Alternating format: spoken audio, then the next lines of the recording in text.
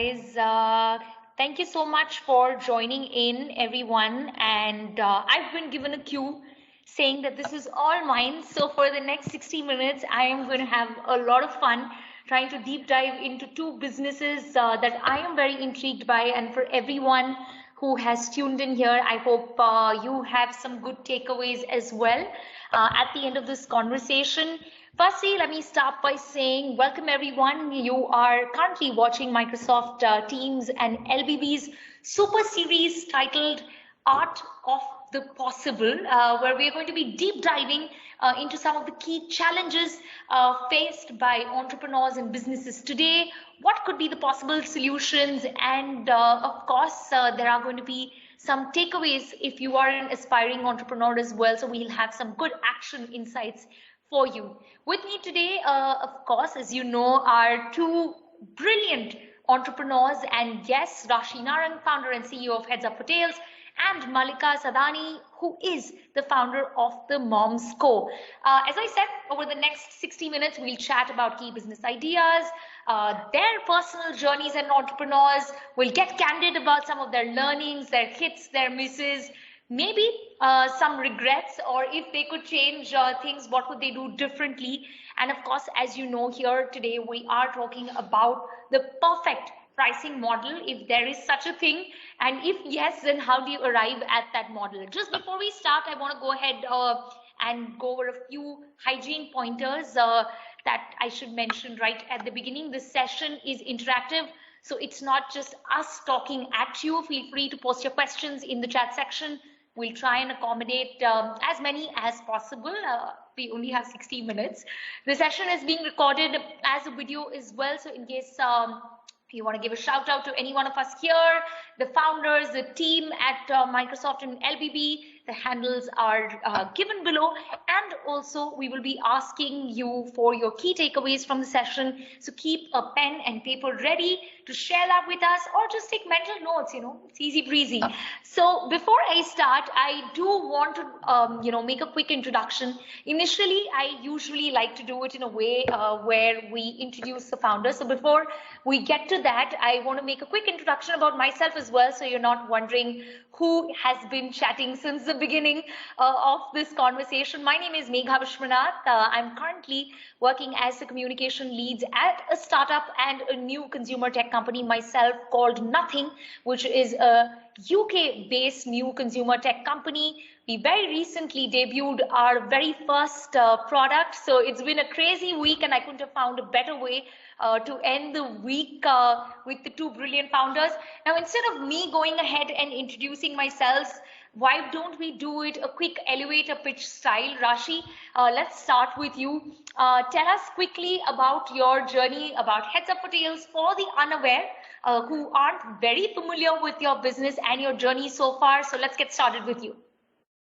Sure. Thank you, Megha, and thank you for having me here, LBB. Super excited to be part of the series. My name is Rashi Narang. For those of you who don't know me, I started this company as a very tiny homegrown brand now 13 years ago, inspired by my dog Sarah. And I've been in a family that's always had dogs, but after I got married, Sarah was solely my responsibility as a puppy in my new home, and I wanted her to live her best life. And when I started looking around for stuff, I just realized that there was nothing available that I wanted to bring home for this newest little furry family member. And that's really how I started just throwing myself, getting my hands dirty and trying to build out products. Over the last many years, we've introduced more than 100 India first products, only inspired by conversations with our customers, and we're now at 40 stores, within 41 stores in the country, and we're also online with more than a 5,000 product portfolio. So that's it from me. You're still getting used to the 41 number, right? Because you've just recently launched your 41st store. And Rashi, I do have to give you my gratitude right at the beginning. As you mentioned, I also have a 1-year-old golden retriever girl, and thanks to you, she's living her best life. So I didn't have to go through the struggles that you probably went through right at the beginning. So thank you for that. And I'm sure many pet parents who are right here owe you that.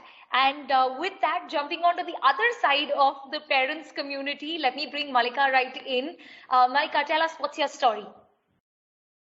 Hi, thank you for having me, Megha and LBB. Our journey started about 4 years back, so we're relatively far more newer than, probably Rashi's startup. But it started because, again, of a very similar reason, which was a personal struggle for me trying to find natural and good quality products for my daughters. And I couldn't find them. And when I couldn't find them, I decided, let's just try and create them. So we tied up with experts across India, Australia, and Switzerland to create the safest range of skincare products for expecting mums, babies, and just recently expanded our portfolio to offer face care for young female adults as well. So that's what we've done. We were India's first company to actually be certified toxin-free by an Australian firm called Safe Cosmetics Australia. Got PETA certified for being cruelty-free. So all formulations, all natural. And we've been in the market for, as I said, 4 years with portfolio for pregnancy, face, baby care, and skin care in general. Well, both of you, I think, are solving a problem that many face, and several were looking for answers. But thank you for braving your way into actually finding the solutions to the problem that you were facing as well. I think, as I said right at the beginning, we're here to talk about the perfect pricing model. But anyone who's been through the paces understands that this is not an easy decision. There are multiple factors that go behind getting your pricing right, and there's so much groundwork that's done before you even arrive at that decision. So I think it would be nice, because a lot of our viewers who are tuning in right now are aspiring entrepreneurs. So it would be nice for us to get real, to actually walk them through the steps. And pricing, is pretty much seems like the end game in some way. So let's start, before we go ahead and do that, let's start with the kind of journey that you had. And I would swing back to you, Rashi. You started entering a category that was still very niche, the nichest of niche, back in the day. Of course, now things have changed, and given the past 2 years, we've seen a significant increase in the number of people who have started adopting pets, or have ventured or braved their way into taking up this responsibility as well. But when you started out, you were dealing with a very different mindset. People treated their home pets with love, but probably not with the kind of luxury that you would only see certain celebs, kind of give the treatment to their pets at some point. So I do want to ask you, from the days where we've seen Paris Hilton carry her dog in a handbag, to now that becoming a normal. What has the journey been like? What are the kind of products that you ventured in? And take us through, how did you pivot the business model along the way? So Megha, when we started out, I obviously didn't know anything about anything that I was about to build out. And so it was really months and months of research on the ground, talking to people. They weren't really pet parents then, but pet people, pet lovers, and just understanding pain points. I mean, a lot of these people really truly love their dogs, but they really weren't understanding them that much. And so just spending time, just I think very empathy-led conversations. Nobody's really going to tell you this is the problem, but just talking to them about their relationship and sort of understanding where could we build out product to solve for things. And plus also, when I wanted to buy a dog bed or a dog jacket, it gets cold in Delhi, right? I mean, there was just nothing. What we were getting in the market was just the same thing that I had seen forever. I just wanted to build something that would go with my lifestyle or my tastes and my preferences and the colors that I love, and just, but of course it has to be animal friendly. We have to make sure that it's the patterns are comfortable. They can run and jump and sleep and, even pee and poop in comfort, wearing anything that we're putting on them, or, bedding or, toys, accessories, helping people understand that, look, from being out in the wild to being in a small apartment, a dog does need heaps of mental stimulation, building a range of toys, the treats that we used to get. I couldn't even read the ingredients at the back. So, trying to build out safe, healthy, natural stuff, really that would elevate and help dogs and cats lead a better life and just become healthier, happier. So it's been a lot of innovation along the way, a lot of innovation, like I said, just sparked by conversation and seeing a lot of gaps in the market and just filling them as we went along. So it's been an incredible journey, but I have to say it's been a really, really challenging one too, because we had to build out the customer and the front end and the back end and the product and the supply chain and literally all of it. So yeah. I like how you started by saying that you didn't know anything about anything, and that is such a candid and honest response for someone to give. And I gave examples of like Paris Hilton and her dog, and there used to be a time when I would, before I was there myself, I would look at other pet parents and I would think they're crazy. Who does this for their dog? But it's only when you go through that you realize that this is something that they need. And as I said, I didn't have to go through the struggles you went through. You were, back in the early 90s, I don't even think people let their pets inside their homes. Forget giving them a bed and letting them jump on your bed. They were always these dogs either in your verandas or your balconies. And the mindset has clearly changed since then. And luckily, like I think you spotted that gap early on. And speaking of spotting an opportunity, Malika, I have to bring you in at this point. We briefly were chatting, offline, and there was this brilliant anecdote where you spoke about how there was a time where you were looking for organic, fruits and vegetables for your kid. And I think you were kind of bracketed a little high maintenance in a sense, if I can go there and say that, which is probably true for a lot of people who are very particular about getting organic, but it's become mainstream over the past couple of years. But you spotted that opportunity very early on. So what led you to finding that gap in the market?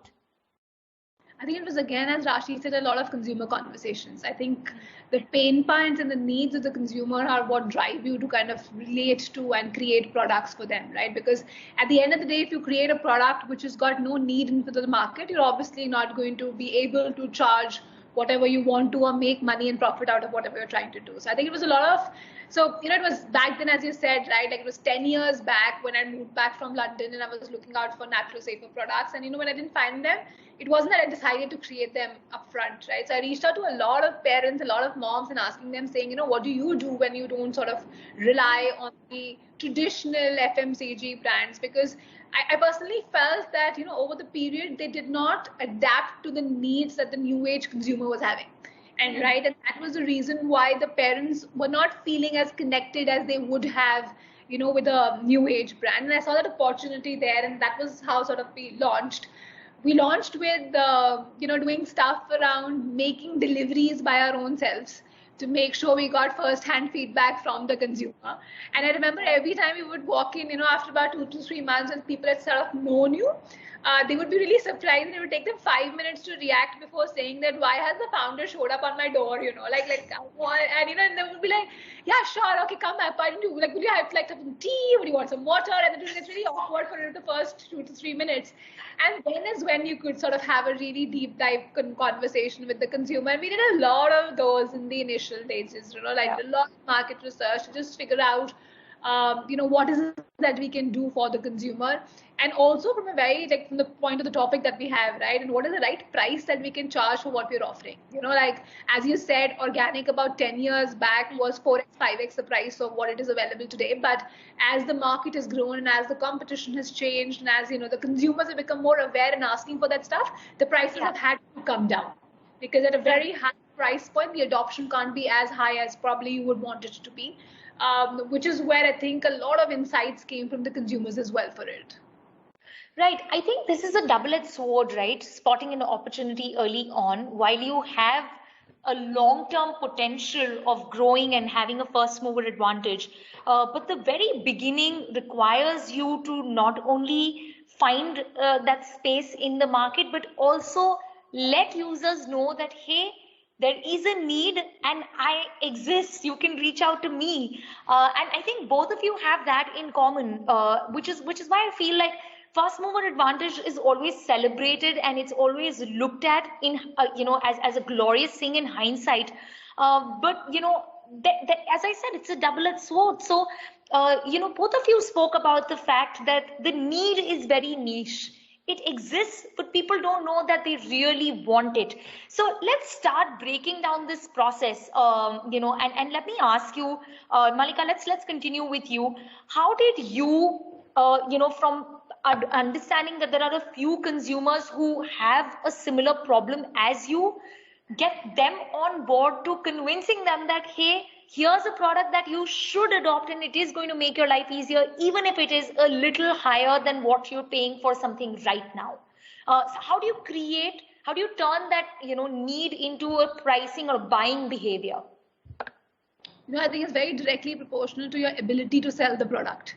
Okay. Right. So when we did, of course, as you said, right, it was we thought was a smaller market, but it quickly turned out in about 2 to 3 years as being a really widespread market for us, right? So which is where what changed. But I think if I go back in time, about 4 years back, how we priced it was typically we looked at who was the consumer we were targeting and what was the consumer willing to pay for it, right? Because at the end of the day, you may choose whatever segment and whatever price point, but you need to convince that consumer that it is worth paying the amount for, right? So it has to be very value driven, because the consumers are extremely value driven right now.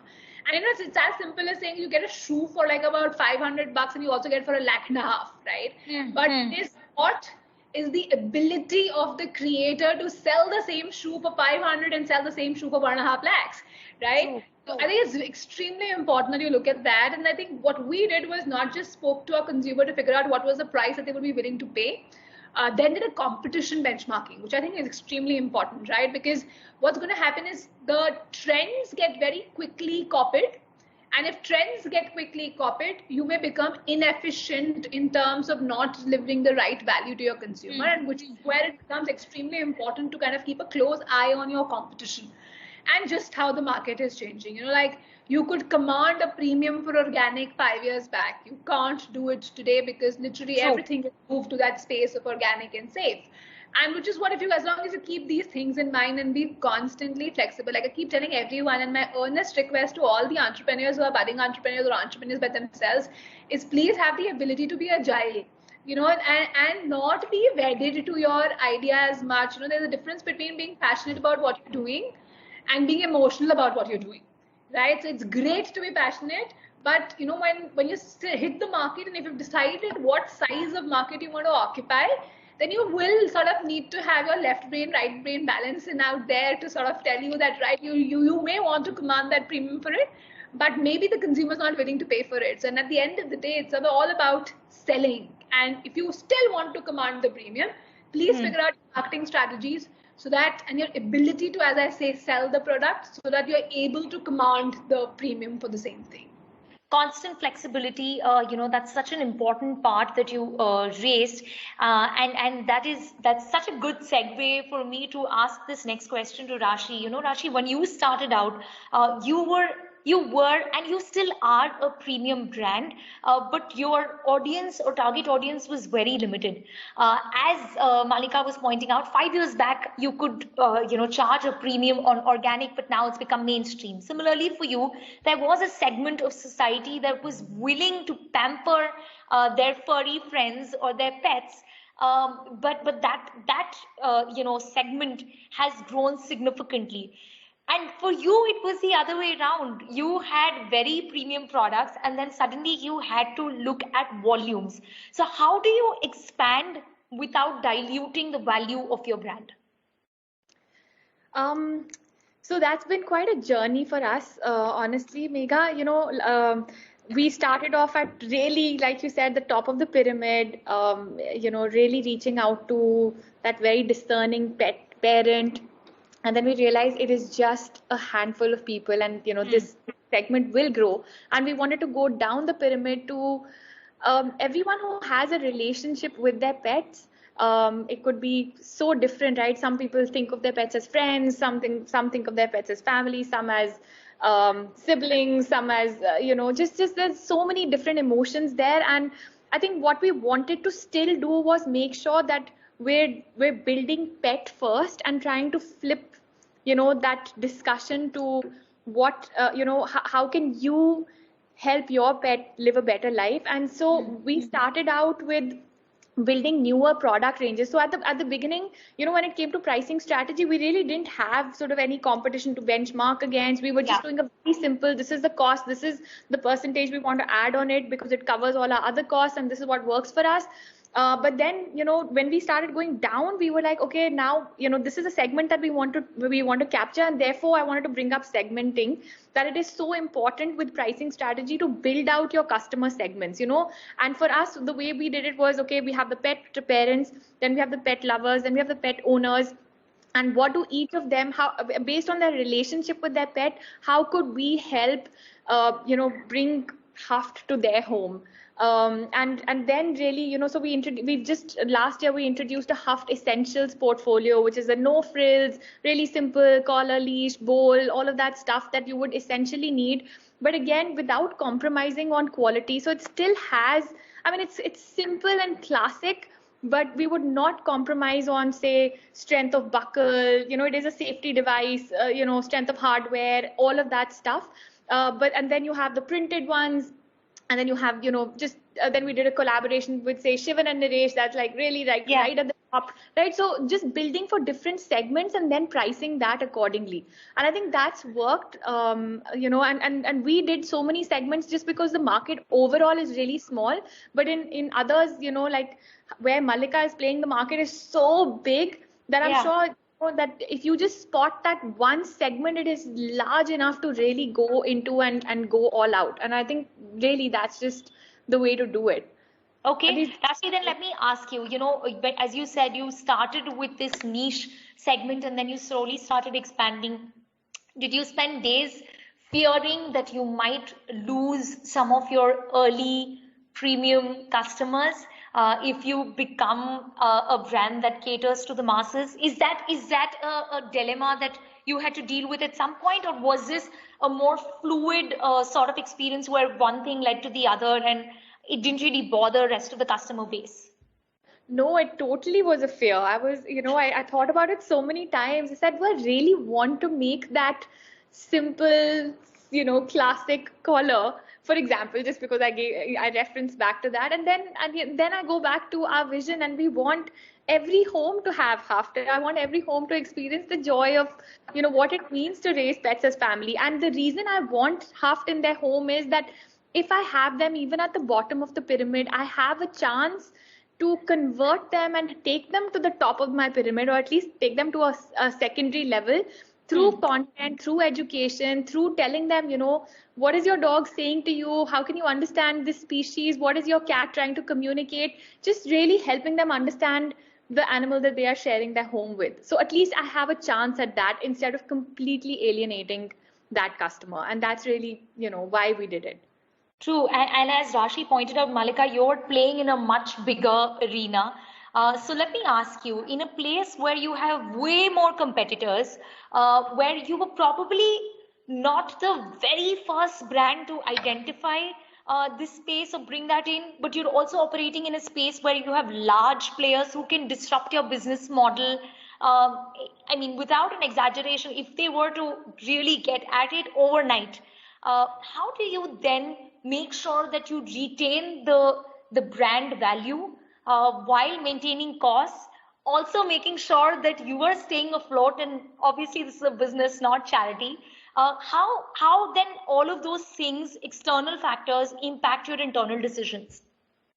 So Megha, when we started, we knew we were getting into the space of the big boys, right? So it is something that we decided to do, and we decided to do something which is a very known fact when we decided to dive into it.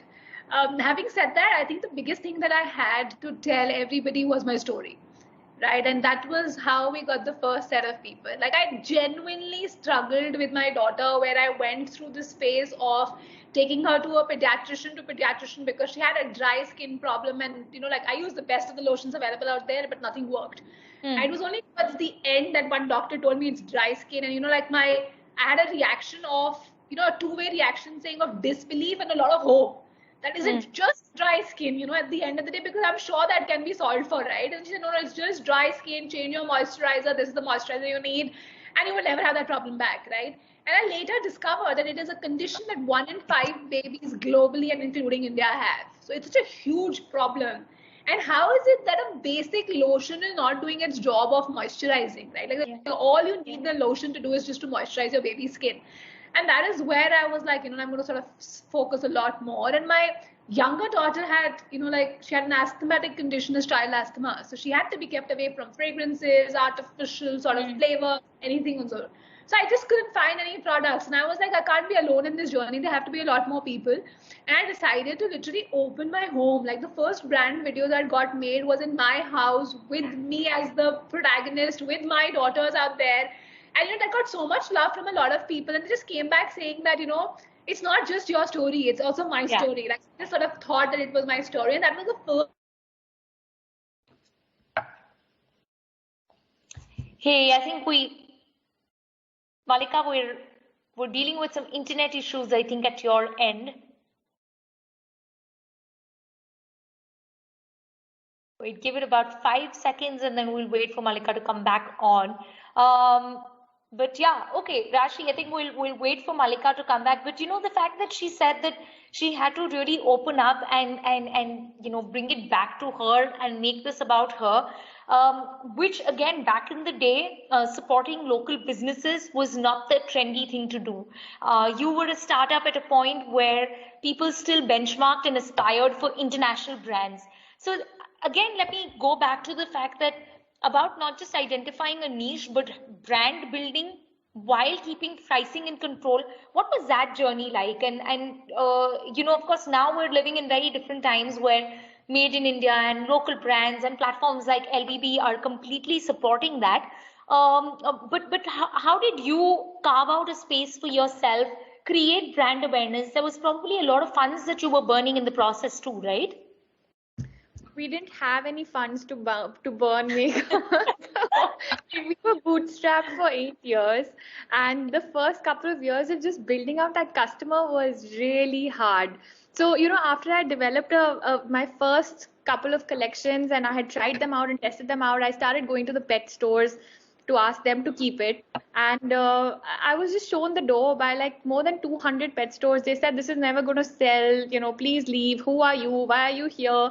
And it was extremely disheartening. I remember just feeling like, okay, I've built like 2 rooms full of inventory, which is so much because I was so excited, and there's so many products that we were building, even if it was 10 pieces of each, but I had nowhere to sell them. And I think I'm glad in retrospect, when I look back, that is when we decided, okay, let's do pop-up stores.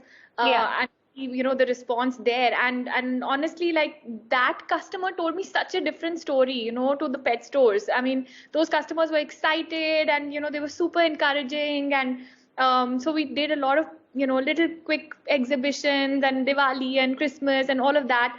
And then I think we took up a kiosk at Select City Walk. That was also very new, and I begged them to give me like just a small space, and I think that really helped with brand awareness because it was such a busy, new, exciting space at that time. It still is. And just to be in a segment that hadn't been seen before, but of course it was still tiny, and I'm so grateful for the digital platform. Facebook didn't have so many algorithms, and reach was much more, and so at least I could just tell my story for what it was. And it took a long time. It really did. I mean, until 2016 we were just tiny. It was just that one one location only, so yeah, that was that brand building journey with no funds and no team, and really just very little funding to put into this. I mean, literally nothing. So, Malika, we just picked up where we lost you, where you were speaking about opening your home and the kind of love that you got when you really put yourself out there. I'm sure there were enough naysayers who said that, hey, you're entering the space of J&J. What are you even thinking?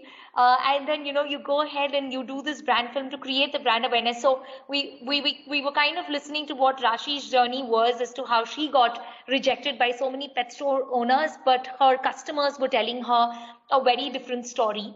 Do you want to complete that thought? I know we lost you midway. I'm so sorry it dropped off. No Yeah, worries.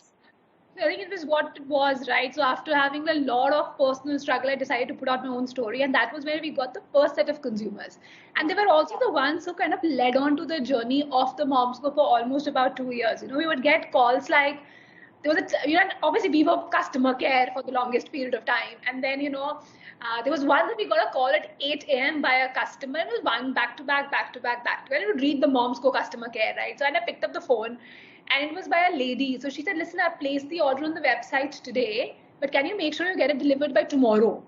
And we were like, we'll try whatever, like Jose says, yeah, I need it tomorrow because I'm going to give birth to my baby now, and I'm on my way to labor room. What?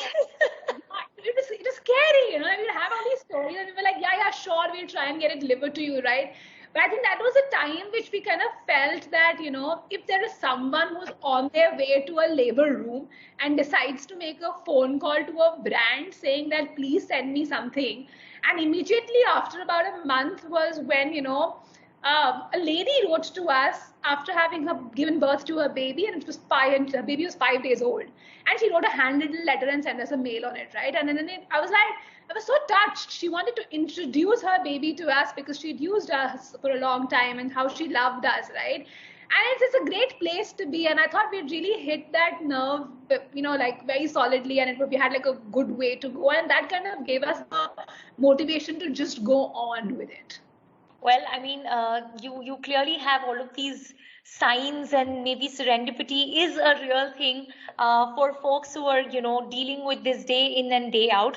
But now let me ask you a very pertinent question. So you do all of this, you create a brand, you identify your target audience, you do everything you can to deliver something to them even before Amazon Prime delivers it, faster than that. And the way you said, you are customer care, you are your own warehouse with Rashi having 2 rooms full of inventory in her home. While you're doing all of that, you do want to still continue growing. And one thing that we know is that people love offers, people love discounts. So let me then ask you, and you can decide who wants to take this first. What do you think about sales, and is that the right strategy of customer acquisition? Do sales dilute your brand, or do they help attract new customers? What has your experience told you so far about this? So I think, as I said before, right, it is the value that needs to get delivered to the consumer. If the right value gets delivered, they don't ask for a discount for it. But what's also happening is we can't be oblivious to the market scenario, right? Like the online world with the e-commerce is directly related now, unfortunately, to saying that I will get a better deal than what I would get on an offline store, right? And then that's like a thing which is known. So you can't be in a space where you say, I'm not going to follow the trend, because the consumer is constantly looking out for it, right? And if you're not going to follow the trend, that's fine. But please make sure that your brand is so strong, and the story that you're telling and your brand positioning is just so strong that you can command not giving the consumer what the consumer is looking out for. And I honestly feel it's slightly as a slightly more difficult journey and a path to take. Okay. Very important when you talk about discounting, how much are you discounting, right? Like if you sort of have an MRP as a huge markup to what you actually need from the product, and you go down to discounting about 70% of anything over 50%, then obviously the consumer knows and feels that he's going to get cheated on those days when he is not getting the discount, right? And that's not the aim. The aim for discounts should always be to attract new consumers, but at the same point of time, not diluting the brand value for it. Like I can't discount the product beyond probably. So where do we draw the line? Where do we draw the line then, Malika? 15% is okay, but 50 is not. What is it as simple as that? No. I think it's an ongoing process, right? So for instance, I got about 40 products in the portfolio. There are certain products that I can sell at 5% discount, and there are certain that I have to take up the discount to as high as a 15-20% also. And there are certain products as combos and bigger offers where I have to give more value for someone trying 8 products at a go instead of 1 product, where I have to give them as high as a 30% discount. So I think it's also a pricing mechanism which you try. And the e-commerce is a brilliant place for you to try that, right? Because you can play around with the different various discounts and you know it. In fact, it's something very important that I'll mention here, Megha. We've also done cases where we've realized that a product consistently at a certain price point would sell a far larger volume as opposed to a regular MRP product for it, right? In which case, what we have done is that we have gone back to our supply chain to figure out saying, can we actually reduce costs? Because the right value that the consumer sees in that product is at that price point, and which means by MRP needs to be that, right? So you constantly go through this price discovery mechanism where you kind of find the right pricing for your product. Okay, Rashi, what about you? Your thoughts on this, on discounting and sales, and what's the right thing to do? What has your experience told you? So honestly, I hate discounts. At least offering them, honestly, because we've always been that company which has done very honest pricing. Now, we didn't think about pricing as strategy. So it's amazing that, I mean, now we do, but when we started out, we didn't think about pricing as strategy. We really just didn't, so it was very honest pricing. This is what it costs. This is a markup that will sustain us. That's it, right? But just to Malika's point, I mean, the online customer is just very different. And so now we're just having to go down that route. And again, we're not doing things like price it up by 25% and slash it down. We just don't want to be that company. I feel like that is dilutive, and I think I just don't want to, I just can't connect with that. But like Malika said, I completely agree with her. You have to be able to give bundles, you have to be able to give values. So we do it on, high inventory stock, a little bit of an offer here and there, or with a bundle, or with an introductory price.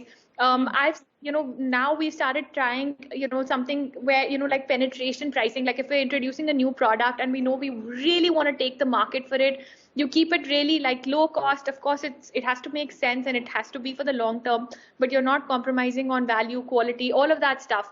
But yeah, I think it's just great that if all of you here are starting out or are in the initial stages, spend a little bit of time on pricing strategy, because it's something that honestly we didn't do earlier in the day, and it can really change so much. And now I can see that, when we're doing a new product and we're spending that time to say, okay, which segment, what are we trying to do? Is it really like penetration? Is it really like, is it, are we skimming and seeing what is the customer really willing to pay? Or do they, is there a set benchmark, or what is the competition offering? What is it like online?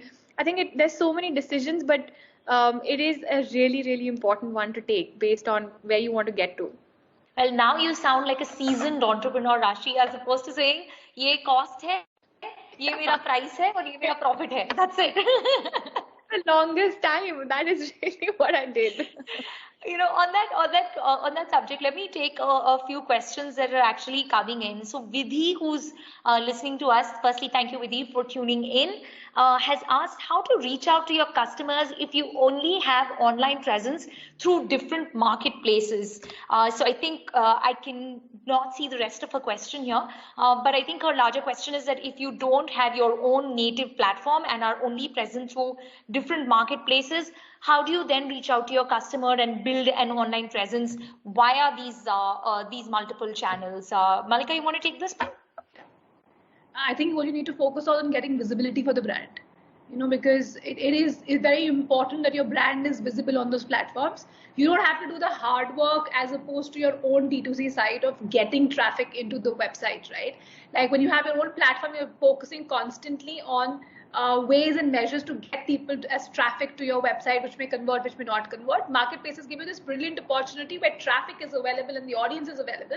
All you need to do is make sure that you convert the person right. So I think a lot of things that you can keep in mind is, one, have a plan for visibility, have a plan for advertising, because Amazon works very different from a Nykaa or a Myntra or Purple or anybody, right? So I think it's very important to understand the platform that you're on. For the platform, what's the right way to advertise?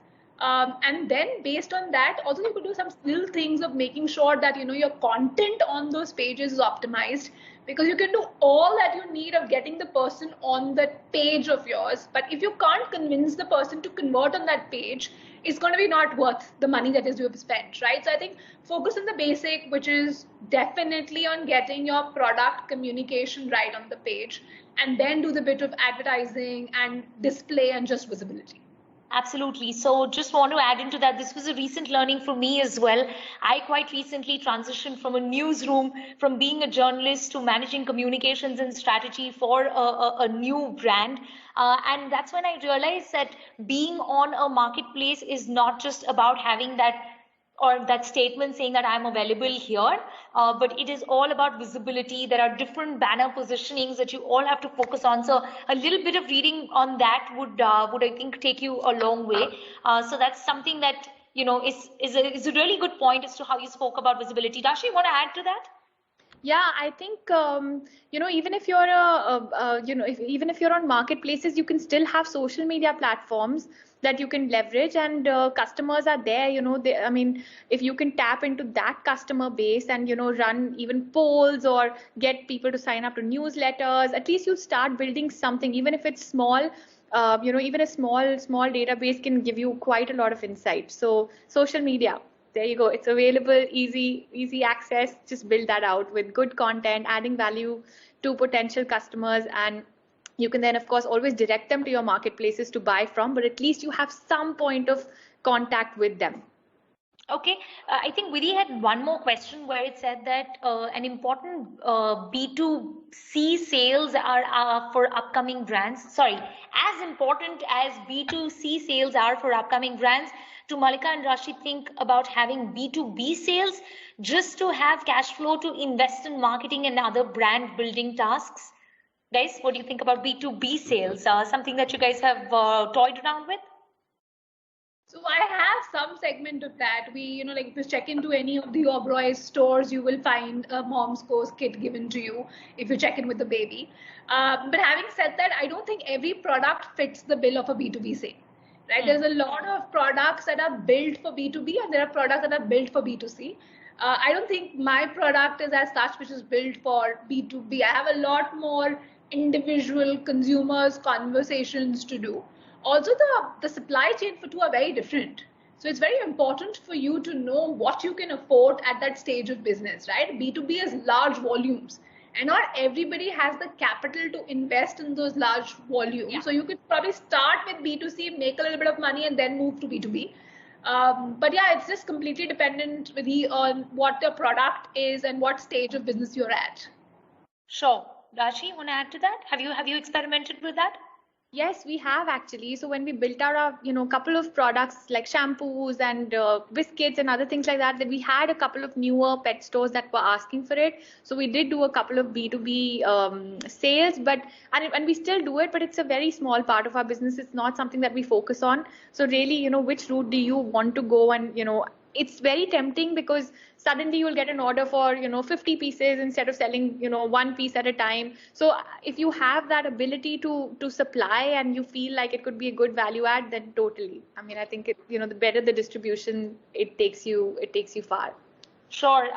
So it's clearly not a one size fits all. And for the purpose of especially the young viewers who are watching this and want to turn entrepreneurs, I do want to say that while you're listening to these kind of sessions or reading books on journeys of other entrepreneurs or listening to podcasts, don't get carried away and think that if it worked for them, it's going to work for you as well. I think it's important for you to be able to identify, take inspiration, but don't completely adopt as is. Also understand that if you were to start a Moms Co like company or a Heads Up for Tail like company, your own journey would be very different from what Mallika and Rashi have had because they're dealing with very different times. So please use these sessions and content like this to take inspiration, but don't get carried away. Like make your own decisions, and I think that's very, very important for everyone who's listening in. And on that unsolicited advice, I am going to go ahead and get a next question from Stephen John, who's asking about what do you suggest for a new brand for market penetration? My client isn't ready to compromise on pricing and discounts, rather wants bundle extra products.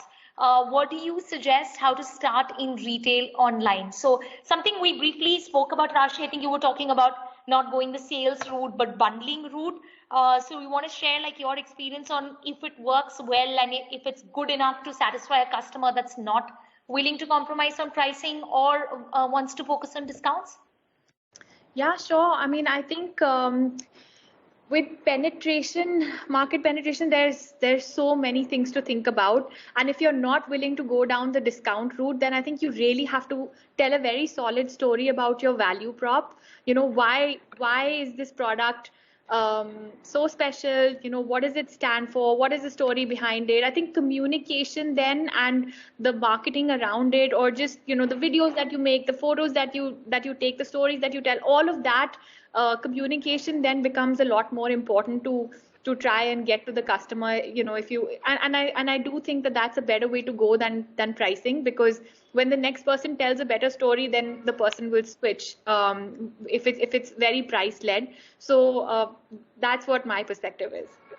Okay, I do want to come back to something that we've seen, like the big players in marketplaces do, are the pricing wars. Those who are well funded, or those who have deep pockets to be able to fight that war, really get at it. But what about bootstrap companies? What about the smaller players? And you guys are like such a good example of that. It is tough to survive when you have other competitors with deep pockets to be able to fight you when it comes to pricing. At the end of the day, even if you're offering the best of your products and putting all your heart and soul in it, you will retain that certain segment of loyalists who've been with you from the very beginning. But the newer customers who are in it for just the ride or the product, they will get attracted probably to someone who's offering a better product. They may come back to you if they have a bad experience, but if not, what do you do when you don't have deep pockets and yet you have to fight competitors out there when it comes to pricing? Have you had any experiences like that where you were really looking at your balance sheets and figuring out, okay, this new player is like taking all my customers away, what am I supposed to do? All the time. All the time. And I think that, either you decide you want to throw more money in it, and then it's just about who's throwing more money. And I think that's just the worst way to go, because at some point, you can't really compete with price with the bigger guys. We always focused on story, purpose, just purpose driven marketing, talked about small businesses, what we were trying to do. Because if you start that, it's very hard. And what I've seen is, I mean, it happens even now all the time, even when we've grown and we do have bigger pockets than when we did then, people will go away and then they will come back, and so therefore it's better not to play the My price. God, it almost sounds like, like a true love sort of thing. If they truly love you, they will come back. But probably it's true. Like, you're like, let them go. They are going to come back if they love you, Rashi. But I understand what you're saying. But my question was more in terms of what if, it is the quality of the next guy may not be as good, but the pricing is competitive. Malika, especially for you are operating in a space that has way more players, and as we discussed early on, some really big players as well. So how do you then make sure that you're able to retain your brand value, stay true to what you thought of right when you started off, and continue, making sure that your customers stay loyal and true to you?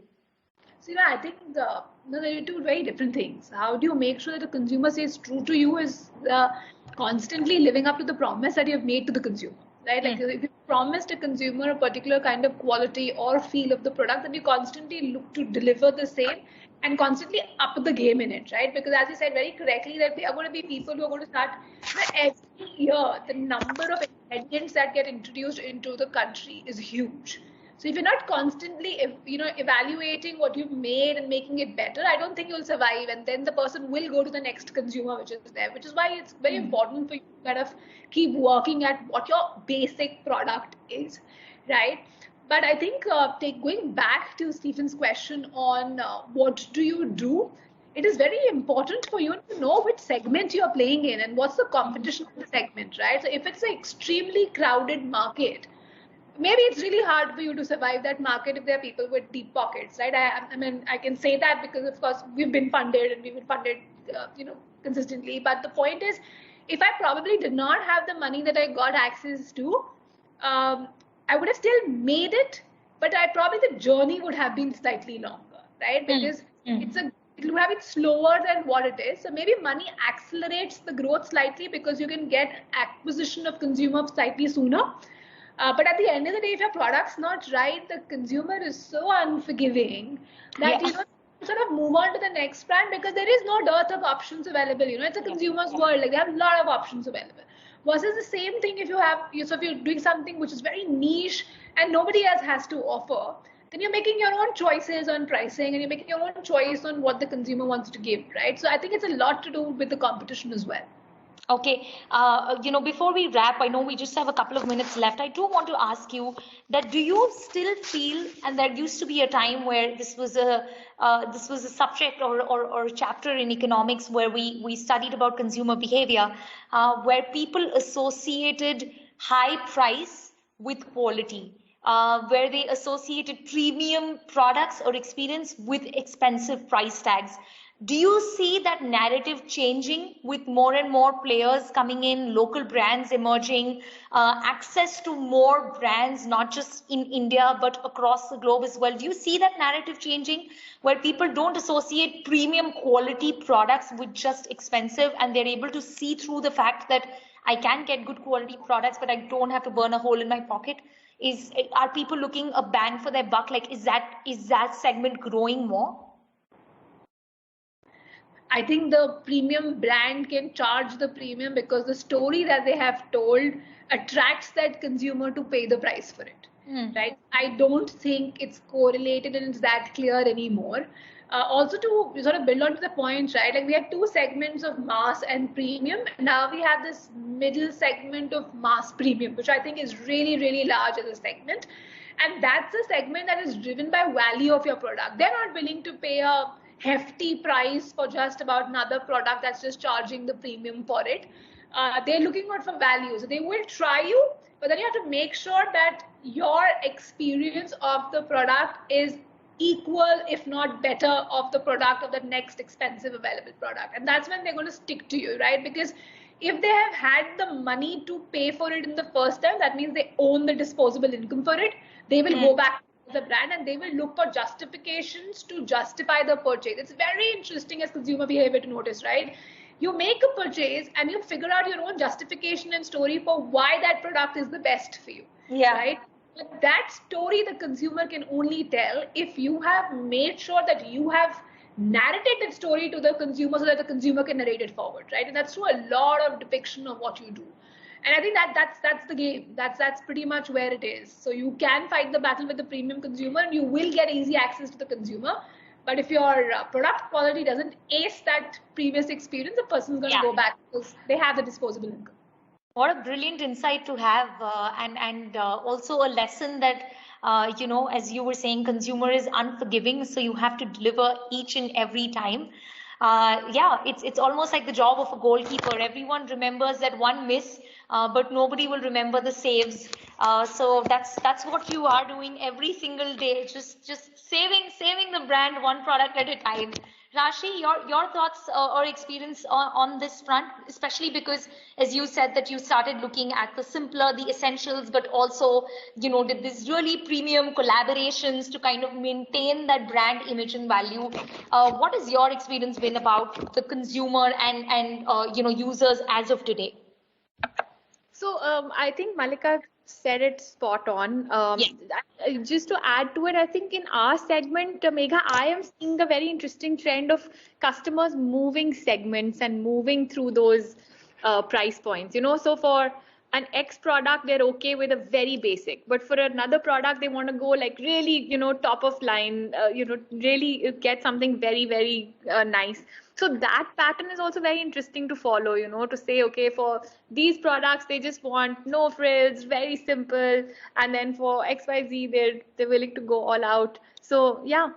But so these are insights that you obviously get on the job, and then you fail, and there are misses and hits, and it's a constantly studying your user data, not just algorithms that you get on social media platforms, but actually understanding your consumer, no matter where you are, online or offline. So I think with that we've covered a lot of aspects about pricing, and now let's just cut to the chase and let me ask you, if I were to ask you to sum up three factors that lead you to deciding the price of a product or a new category that you've started in your brand.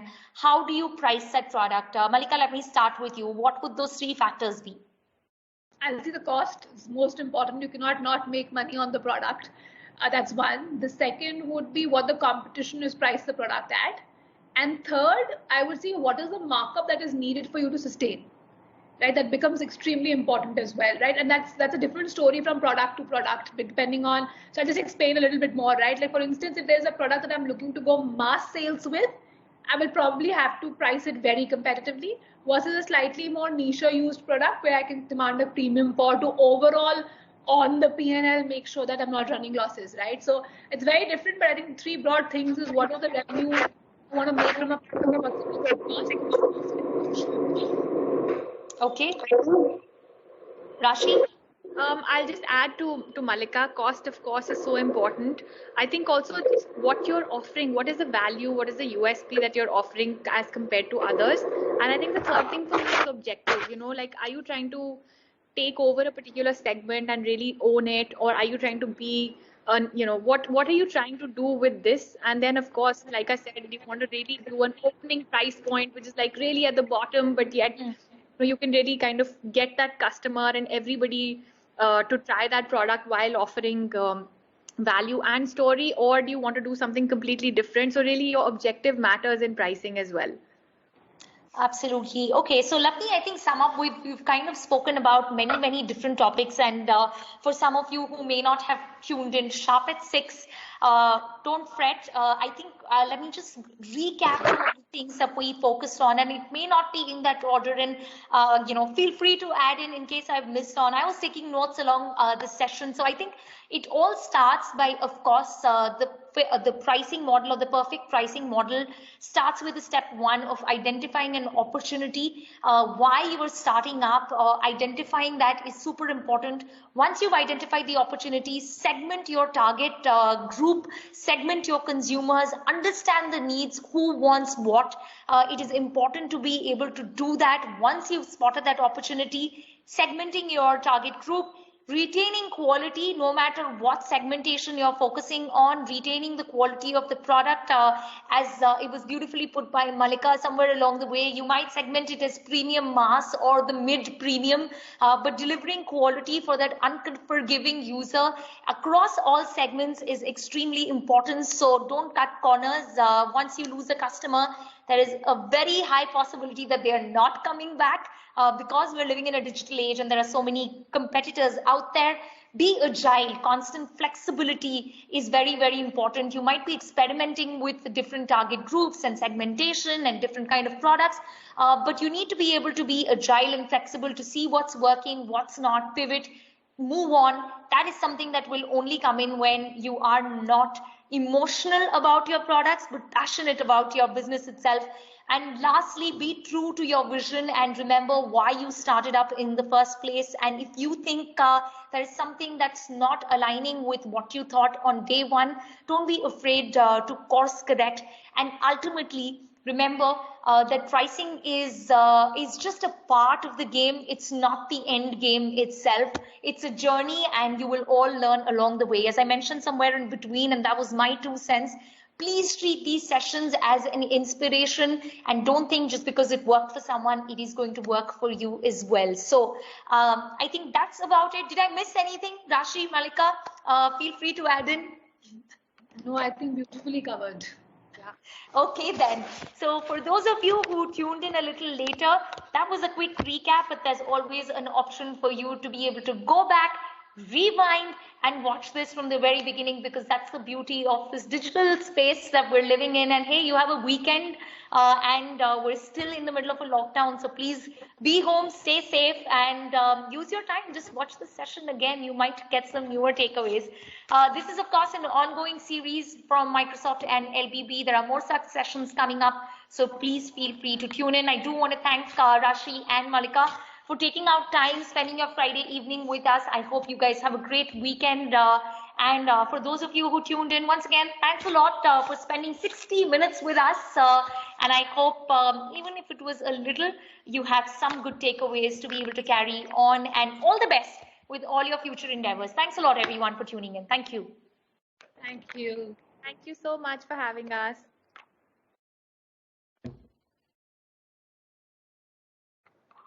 Is there anyone who's going to say pack up here, or do we all just start dropping off?